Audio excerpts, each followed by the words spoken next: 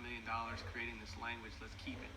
The language, as we indicated in our previous adoption hearing for the map, removal of the language in the map 14, is poor at best. It creates a number of issues, and you're seeing many of them here. The language provides, prior to moving into less disturbed areas, you must find a clear necessity.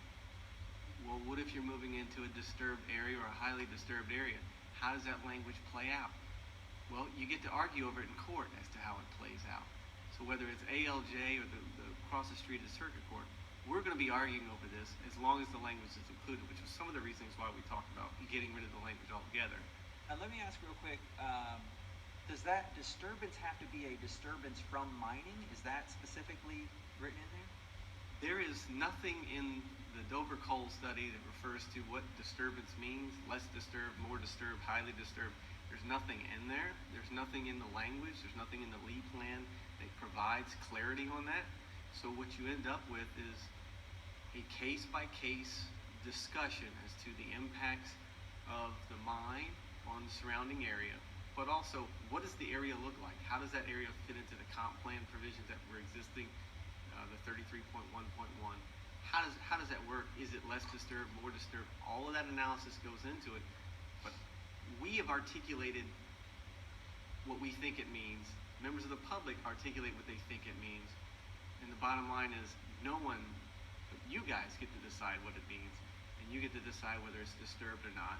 And based on the language that was drafted, the $1.5 million language, we get to tell you it does not provide a requirement for clear necessity under all circumstances. Only the circumstance in which it is a less disturbed area. So, on that note, the $1.5 million, the author of that was? Various parts. You have Dover coal parts of it, and Bill Spikowski was part of the mine study. And thank you. I just wanted to follow up for members of the public who continue to hold on to the concept that we should stand by those studies. I would say that even in 2019, Mr. Spikowski didn't stand by his own study, and his peer review of his own study, which we'll set that aside for another day as to whether that was actually peer review, but he indicated, and I'll quote, "It was not obvious in 2008 how a long-term lime rock analysis should be performed." Thank you. And that's what's going to be funny, how much money the county spent years ago, and I'm sure we'll be hearing that name more. It's just basically follow the money and where it came from and where it went. So thank you.